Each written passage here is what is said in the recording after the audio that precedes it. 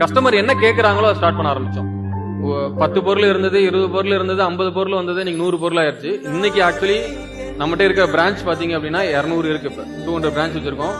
Not only Tamil Nadu, இன்னைக்கு ஆந்திரால ஒரு 20 பிரான்ச் பண்ணிருக்கோம், தெலுங்கானால ஒரு 12 பிரான்ச் பண்ணிட்டோம், குவைத்தில் ஓபன் பண்ணிட்டோம் ஆல்ரெடி. இப்ப துபாய், சவுதி, ஷார்ஜா 3மே கமிட் பண்ணிருக்கோம். ஆல்ரெடி குவைத்தில் ஓபன் பண்ணி ரொம்ப சக்சஸா இருக்கு. என்னோட லெசன் நான் கத்துக்கிட்டது என்ன அப்படின்னா, உங்களுக்கு எல்லாருக்குமே சொல்றது, நீங்க என்ன பண்ணாலும் இமிடியேட்டா பண்ணிடுங்க.